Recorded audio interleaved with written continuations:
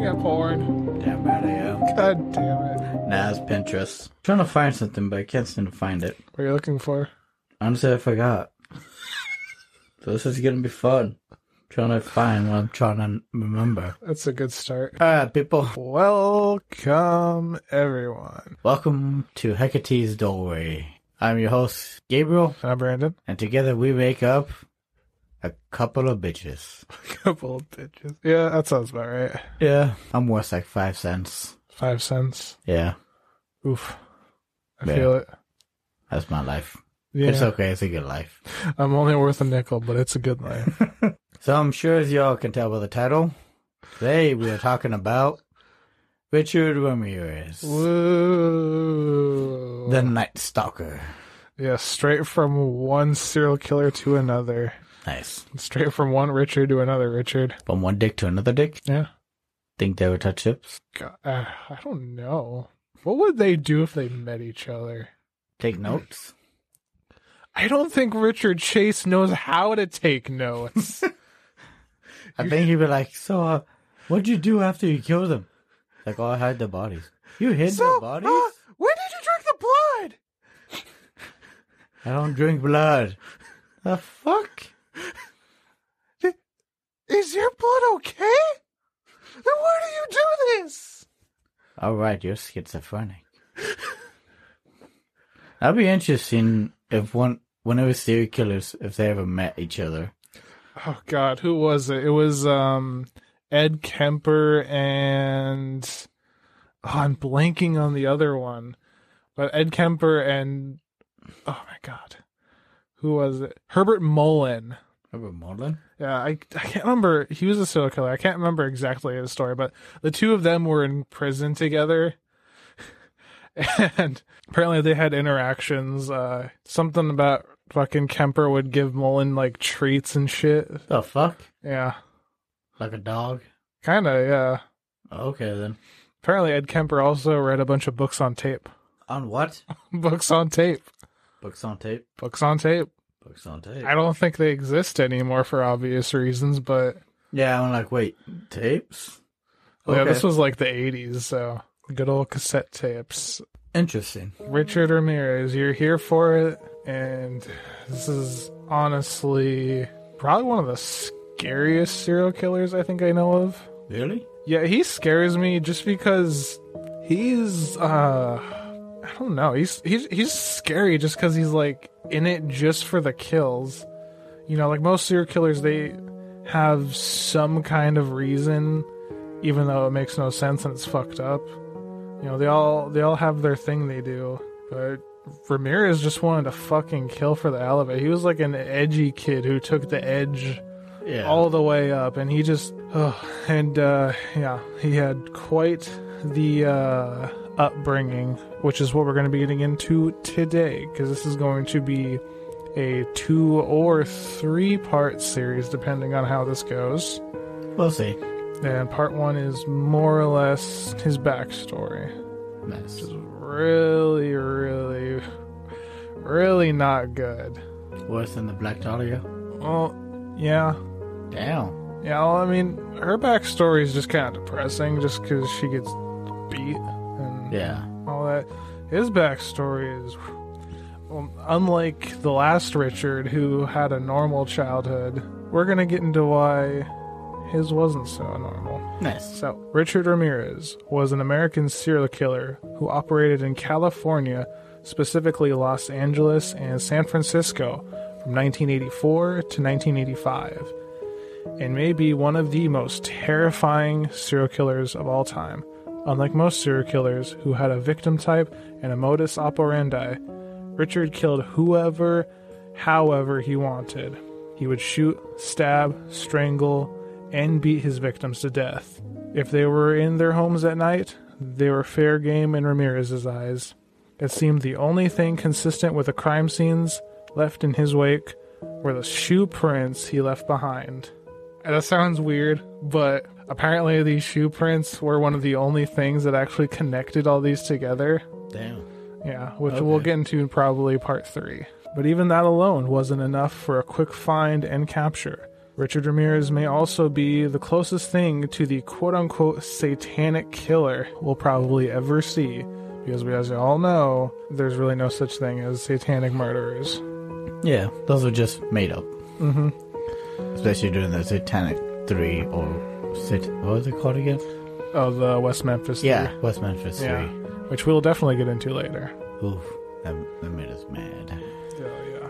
Though, I will say that it seemed Richard was a Satanist in the sense of he wanted to strike fear into as many people as he possibly could, unless that he read the Satanic Bible and wanted to party with Anton LaVey at a black mass. Though he did grow up Catholic, being taught Satan was a real being influencing the world, so there is a chance he may truly have believed he was working with the devil. We're not saying this in a praising way, obviously, but Richard Ramirez was truly a killer unlike any other, and that's definitely a good thing, because one of these piles of human garbage was already too many to have in the world. Now, he did die while waiting on death row in 2013. Nice. From complications from a type of blood cancer. Ooh. Now with that out of the way, let's get into this terrifying, wet leather smelling shitbag. Wet leather smelling? Apparently he smelled like wet leather. Huh. I'm assuming because he had an aversion to showering. Yeah, I can see that then. How ironic, though, that the last Richard we covered thought he had a problem with his blood. And this Richard actually did have a problem with his blood. Yeah, that is funny. Richard Ramirez was born on February 29th, 1960 in El Paso, Texas, to Julian and Mercedes Ramirez. Mercedes. What? Do I even want to know? Never mind. What are you thinking of? It's a dumb... Never mind. It's a dumb thing. Oh, okay. He was the youngest of 5 children, and his oldest brother suffered from separate ailments. Eldest brother Ruben's head and neck were covered in golf ball-sized lumps, and second oldest Joseph was born with a condition which prevented his bones from growing properly. Surprisingly, Richard didn't seem to be born with any kind of defects or ailments, even when his mother working in a boot factory for the first 5 months of her pregnancy, inhaling all kinds of noxious fumes. Richard, or Little Richie. Little Richie? Hey, Richie, get over here, Richie. Wasn't there a singer with the nickname Little Richie? Maybe, I don't fucking know. I could have sworn there was. Maybe. Suffered his first head injury when he was 2 years old. He was left home alone with the babysitter and was climbing up to his parents' dresser to reach the radio on top when the dresser fell on him, knocking him out for 15 minutes and gave him 30 stitches and a concussion. Mm-hmm.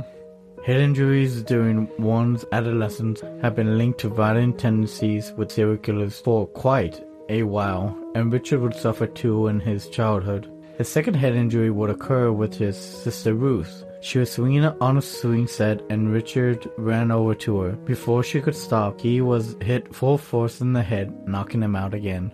Though he seemed fine afterwards, at least until 5th grade, when he began to have grand and petit mal seizures and was diagnosed with temporal lobe epilepsy. Yep. Yeah, that's gotta suck. That's gotta suck. So he's got epilepsy, I guess.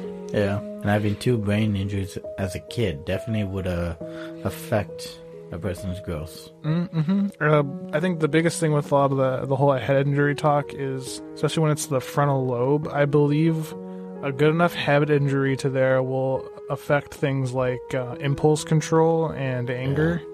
So you're both going to be prone to like outbursts as well as having almost no impulse control, which obviously leads to terrible things in the future. Yeah, definitely. And yeah, this motherfucker had 2. But yeah, that's only the beginning. It's only the beginning? It's only the beginning. Oh no. God. What's next, Daddy-O? What's next is an erotic reading of 50 Shades of Grey 2. God damn it. Just kidding. Not again. Just kidding. Fuck that shit. Not again. Not again. I can't sit through another chapter. Someone give me a crowbar. So I could use it on myself. I'm gonna end this prematurely. I'm on 50 Shades of Grey. Are they still making those, or have they finally stopped? Do you really want to know? Half of me does, half of me doesn't. Stick with the half that doesn't. Okay, I'll stick with that. Though the serial killer soup that was Richard Ramirez was plenty full of ingredients, one of those said ingredients was what seemed to be a family trait of an explosive temper. Whether it was Richard's grandfather beating his father Julian and all of their siblings, to Julian, who took his explosive temper out on objects, swearing to never repeat what his father had done throughout his childhood, getting set off by a car part that wouldn't fit, and screaming obscenities while slamming his head against the side of the house, leaving blood all along the space he'd be ramming his head. Damn, really? Jesus. That's kind of like overkill. Just your dad's trying to put a tire on. This motherfucking tire won't fucking fit. It's like, I've been mad at car parts and other stuff, but never to that degree.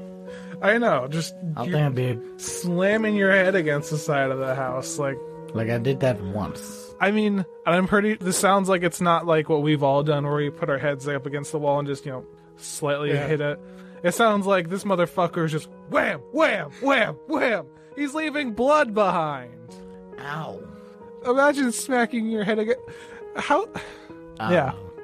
Yeah. So yeah, the whole family apparently has their mutation is they have an explosive temper. Yeah, which 2 head injuries. Wait, what? That is with the next part. It only gets worse from here. No shit. How does it get worse from here, Gabe? How close are you gonna make me read this? Do tell. Really quick. Yes. Quick trigger warnings for some of y'all in case some of y'all find this stuff kind of triggering. There's gonna be some child abuse. Oh, there's a lot of that in the story of Richard Ramirez. Make that throughout this entire episode. Throughout the entire series. I'm glad he's dead. We all are. Well, actually, I shouldn't say that. Apparently, he had a lot of fangirls. Of course he would. Even with his rotting fucking teeth. Ew. Well, let's get back onto it, folks. Let's hop back on. As if that weren't bad enough, Richard had also witnessed both the neighborhood pedophiles sodomize a boy, as well as a teacher who would abuse his 2 older brothers on regular home-based visit. He wouldn't remember if he'd ever been abused by said teacher. When asked later in his life, so adding the exposure to and possibly being a victim of sexual abuse to the violent home and head injuries, you're already left with the makings of what could become a very lethal killer. But there's one more influence little Richie would have in his life that, if he weren't already on the path to becoming one of the world's most dangerous individuals, absolutely sealed his fate. And that person would be his cousin, Miguel. God, yeah. They had a neighborhood pedophile.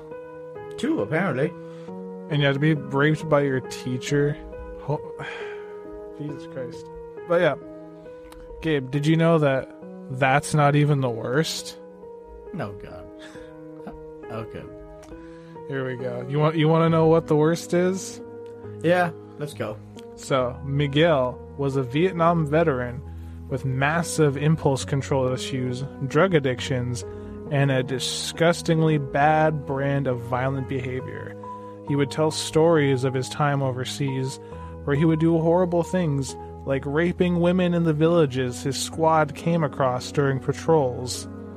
He'd show Richard pictures he took of village women performing sexual acts to him against their will with guns held to their heads, as well as pictures of dead villagers. To put it simply, he was an absolute pile of human garbage to the highest degree, and that garbage would rub off onto little Dick Ramirez, who prior to Uncle Miguel's lessons in depravity was still somewhat of an average kid with good grades and a bad temper.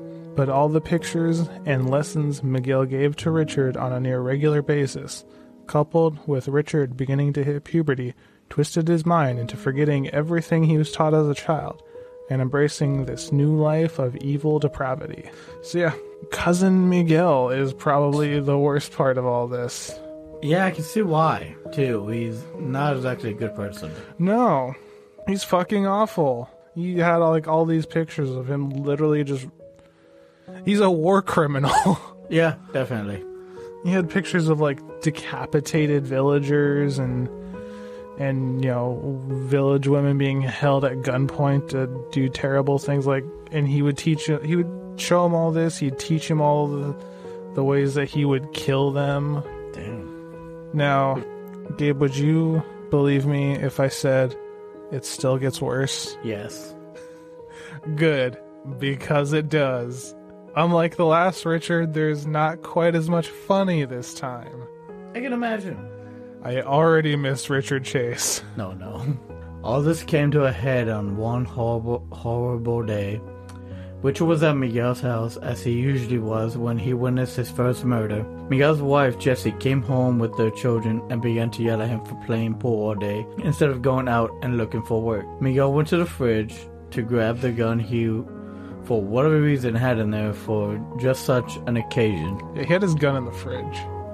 Interesting choice. Don't know why. I don't know. He pointed the gun at her, cussing her out, to which she replied by telling him to go ahead and shoot her. But Miguel called her bluff and shot her right in the face in front of the children. And Richard left and never told his parents that he'd been there at all at the time. But when he later go back to collect some personal things, he discovered that for some reason, he enjoyed going through Jessie's things, especially knowing she was now dead. He would later say that day that I went back to that apartment, it was like some kind of mystical experience. It was all quiet and still and hot in there. You could smell the blood. Sometime after this, Richard Wood began to stalk, peep, and break into people's homes. Around a year later, Richard would move in with his sister Ruth. There he would find another influence in her husband Roberto, who would teach him in the art of peeping. The best places to do it, the best ways to evade capture. Richard would add this to his ever-growing tool belt of depravity. This man just had way too many terrible adults in his life. He did. He had no good role models. No, he absolutely did not. Damn. I feel like that's just a lesson in kids need at least one good adult in their life. He had his grandfather who was an abusive piece of shit, his dad who had a terrible temper, Yep. teachers that would molest him and his siblings, neighborhood pedophile apparently. Fucking no one did anything about. Why would they? This is the 60s and the 70s. Pedophiles, if someone molested your kid, you just look the other way. Sadly. Yeah, it still even kind of happens today, but definitely back in the day. Yeah. I mean, now you at least got a growing movement of people that want to beat the shit out of pedophiles. Yes, please. Let's advocate for all pedophiles to get beaten to death. I know, big stance. I know, I'm putting on the big boy pants here, but can we just kill all the pedophiles, maybe? Yeah. I mean, it's kind of hard, but it'll probably be done. Yeah, I think so. Yeah. But yeah, on top of that, he also had cousin Miguel and now his sister's husband. They're all just terrible people, making him it's like they're all just melding into one fucking terrible person. And that person would be a little Richie. Little Dick Ramirez. By the time he was a teenager, Richard began playing around with LSD and peyote. Ooh. And when he would trip balls, he would claim to speak with Satan himself, in which he turned into a sort of imaginary friend, a devil on his shoulder whispering things to him and compelling him to do all manner of terrible things. Around this time, Richard also found a love for hard rock music like Judas Priest and Billy Idol, and of course his favorite, AC/DC. Richard seemed to be the stereotype of what people believed everyone who listened to, quote, the devil's music was at the time, and he seemed to revel in that and use it as inspiration in the future. This man's favorite band was AC/DC. I'm not trying to be a fucking snob here, but we're getting into the 80s soon. There's at least thrash at this point. True. Why? AC/DC is not that evil. No, they're not. No, I mean, but just because they were hard rock at the time. But this man loved AC/DC. Like, he had a hat that he would wear to most of these. That was his favorite AC/DC hat. And I have something for you at not the end of this episode, but at the end of the series. Oh no. That involves AC/DC. That I find equal parts terrifying and fucking hilarious. Of course. This will be interesting. Yeah, I can't wait to share that with you all. But yeah, back to the stories. Back to the mystical, magical stories that will make you feel warm inside. But not Dragon Tales. Isn't that just a show about two little kids who have like a terrible LSD addiction and just drop acid in their room after school every day? How'd you know? It's pretty obvious. Yeah, basically. So, in 1975, when he was 15, Richard would commit his first violent crime. He had a job at a Holiday Inn in El Paso. He obtained a master key from a friend who'd recently been fired, and he'd use that key to go into guests' room when they were sleeping to go through their belongings. He would hide in a woman's closet to watch them undress, and it was one of these closet hiding episodes Richard decided to take it even further.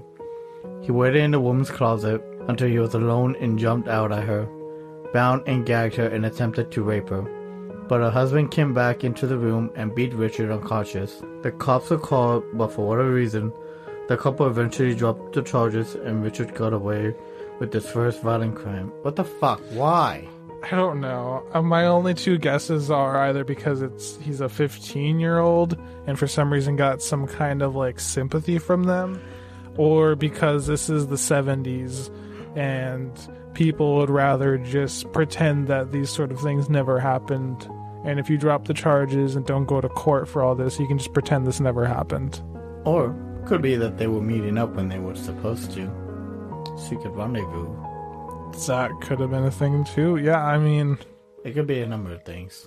Yeah, I also don't know the race of this couple, and that could play into it too, because again, this is the 70s, and if you weren't white, yeah, meeting with the cops would not be a pleasant thing. Sadly. About a year after that incident, Richard decided it was time to take another step into the life he saw for himself, and hopped onto a Greyhound bus bound for LA with a bag of shitty weed to sell as he stayed. A Greyhound bus. God. Greyhound. Nothing good happens when you hop on a Greyhound bus.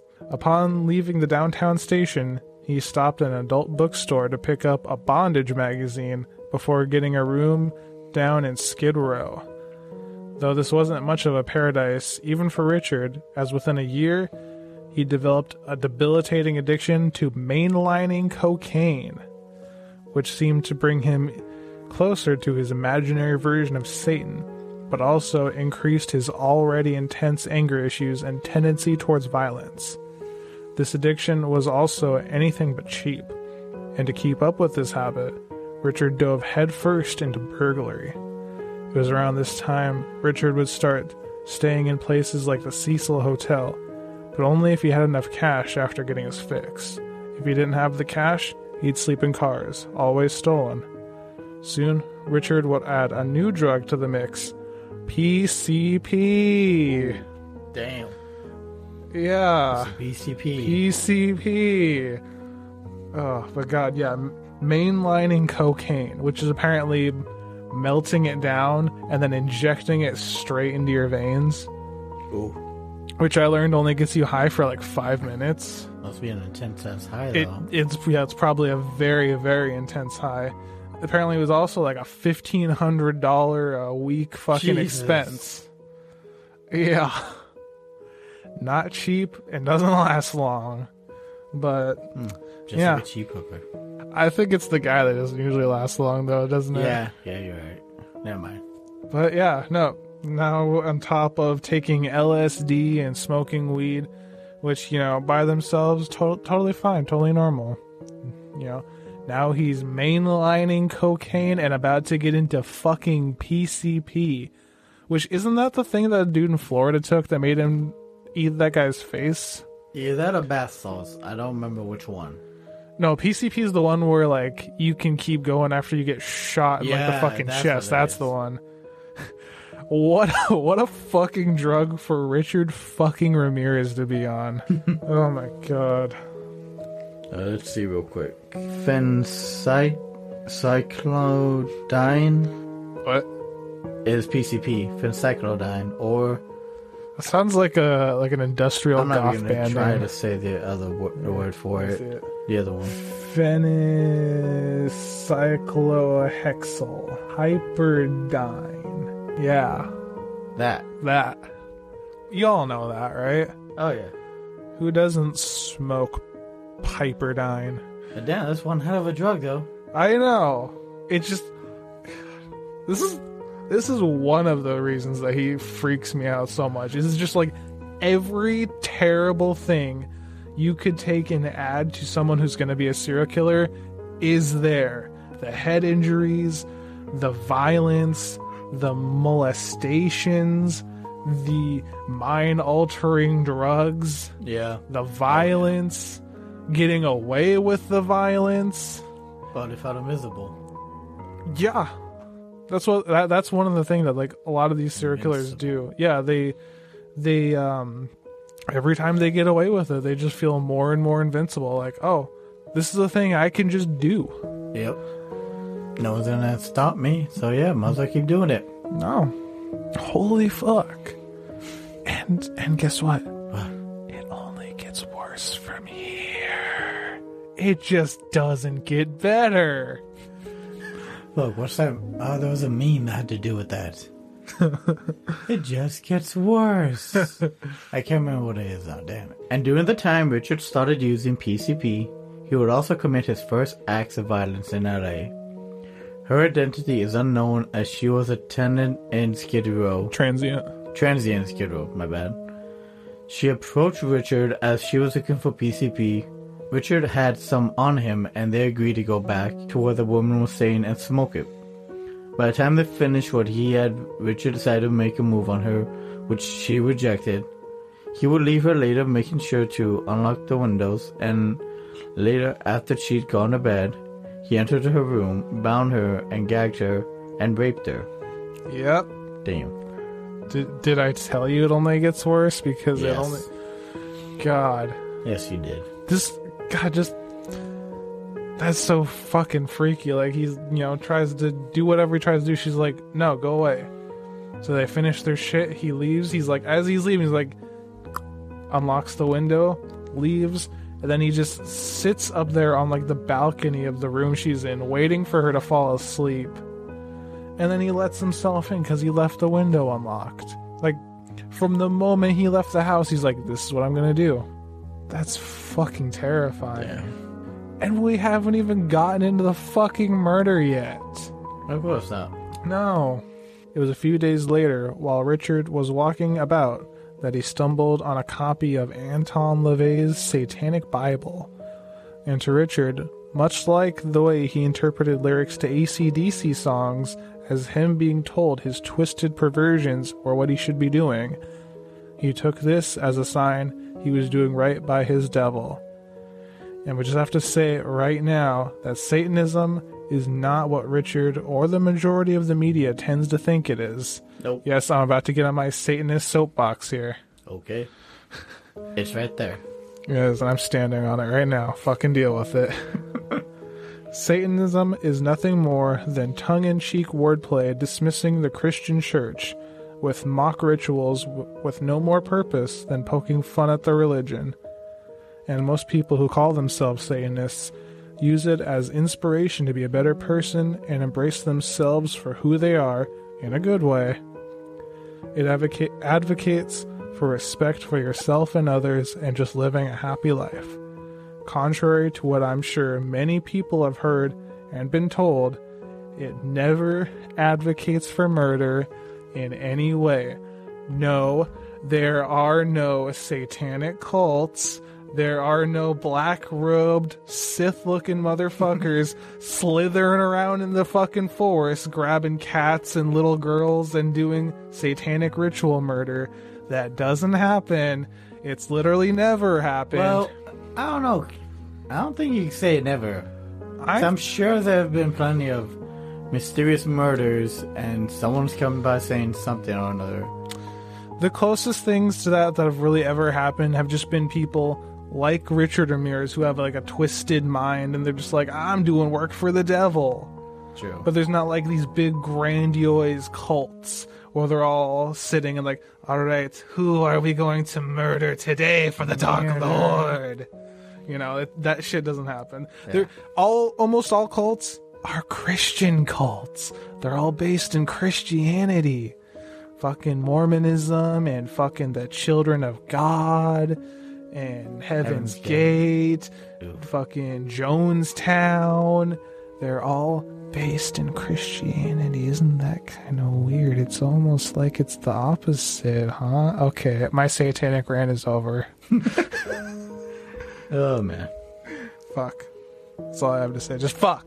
Richard would soon after take a trip in a stolen car to San Francisco, where LeVay was performing services for the public. Richard would attend one of these, much like when he read the Satanic Bible. He would take the entirely wrong message from it. He would return to LA with the misguided idea of being a true Satanist. It was also around this time that his personal hygiene all but vanished. Refusing to brush his teeth and almost never showering, he walked the streets of LA with a rotting mouth and a permeating smell of wet leather following him wherever he went. Apparently he also only ate candy at this point. No wonder his teeth were rotting. I know. God. Yeah. I don't know why that makes me even more creeped out. That this man's literally just fisting like Reese's Pieces after he's done the shit he's done. Like, yep, I've done good. Remorse? No, he doesn't. He has literally no remorse. He's just like, yeah, this is what I'm supposed to do. You know how I kept saying it only gets worse? Yeah. Well, I mean, even the next two parts are going to get way worse, but this is what I was referring about to this episode. So, just be warned. Oof.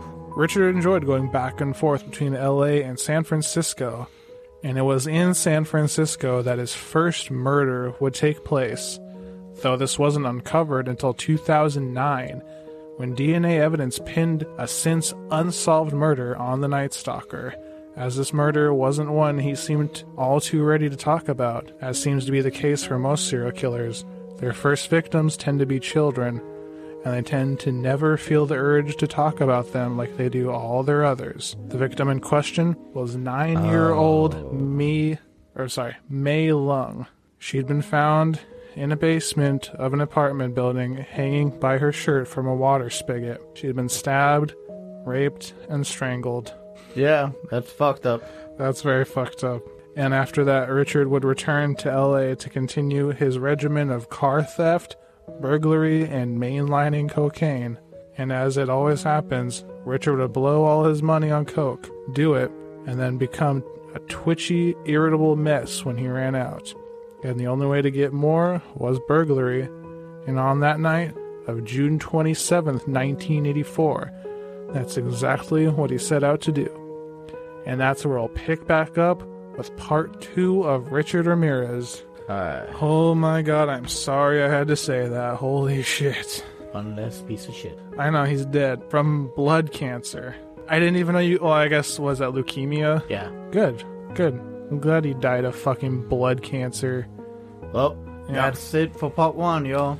It only gets worse from here. Worse. Holy crap. Yeah, no, it's only gonna get worse. But yeah, that was part 1. Like I said, obviously there's gonna be 2 parts. Yeah. There might be 3. We'll see. Yeah, thanks for sticking around with that. I don't know if this is gonna be worse than Richard Chase, just because those 2 murders in the Richard Chase series were incredibly brutal and fucked up. Yeah, this one... And he blended a baby. Yeah, that's... it's like 2 different brands, because I don't know. This is simultaneously not as bad, but also worse. I mean, Richard Chase killed, but I don't think he raped any of them. Oh, he did. Oh, no, remember, he did. Yeah, he performed everyone's favorite act of necrophilia. Yep. Which is really weird, because I think it's the first time he's ever done anything sexual. Yeah. I don't know why we're talking about that at the end of this one. But yeah, stay tuned next week for when we're joined by the ghost of Richard Chase to talk about what he'd do during all this. Ooh. Well, for starters, No. he didn't Let's drink end any of the blood. Okay, I'm sorry. Alright, that's night for us. Yes, as always, make sure to follow us on Twitter. Sources, before we forget again. Oh my god, I did it again. Thank you for reminding me. Okay, well, better at the end of the first episode than the last episode, like last week. Alright, so there's only one main source for this one, as also, random online sources, but the main source for this one is also the main source for the last one. It's the last book on the left, the chapter on Richard Ramirez by the last podcast on the left, because those guys do some fucking crack-ass research. They really do, though. It's crazy. Their shit's always so good. Nice. I don't think I need to fucking advertise for them, obviously. No, we do not. But, hey, if you guys hear about us, hit us up. I fucking doubt it. Oh, yeah. How cool would it be, though, if they did? Bro, like, I would... heard about these two motherfuckers that are using your books. I would shit myself. Yeah. Yeah, I would, too. That would be... Oh, my God. That'd be one hell of a day, though. Yes, that would. Thank you for reminding me about the source. But yes, follow us on Twitter for show updates, memes, all sorts of things. I don't post too many memes on there, but more memes. I do need to post more memes. Everyone knows you got to post memes. Exactly. Because they're definitely never outdated and terrible, and probably in terrible taste from a true crime podcast. Yeah. But I think that ship sunk on episode 1. That did. If you want to contact us, make sure to email us. Why the fuck did you just dab? Oh my god! Fuck you, talk about outdated. Exactly. All right. Support us on Patreon, please. I can't stress it enough. Please support us. Oh my god! And like we said last episode, we're gonna start doing some shit where if you donate, my man Gabe over here will give you a personalized tarot reading once a month. Yeah, I can do that. Yeah. 5 stars only. Make sure to rate us wherever you're at. Otherwise, you get a dry ass cake. You get a DAP. No one wants that. Let's see. Anything you want to say before we close this out? As you decorate my masks with ducks. So many ducks. I have a lot of ducks. I like to go. I like to go to the duck machine when we go to Dave & Buster's. Nah. No. Other than I'm currently working on a script that has to do with witchcraft. Ooh, that's right. At some point. History. Yes, It's going to be a while, though, so don't hold your breath on it anytime soon. Hear that, all 5 people who listen to us regularly? Don't hold your fucking breath. It's going to be a while. It's going to take me a while to make. I'm very excited. Gabe's going to take me on a ride for once. Yeah, for one second. Mr. You get to Kiki. ride me. I'll get to ride you. Wait. Why do we keep doing this on the Richard Ramirez? Wait. We're going to end this here. Okay, goodbye, people. Hail Satan in the right way. Listen to me.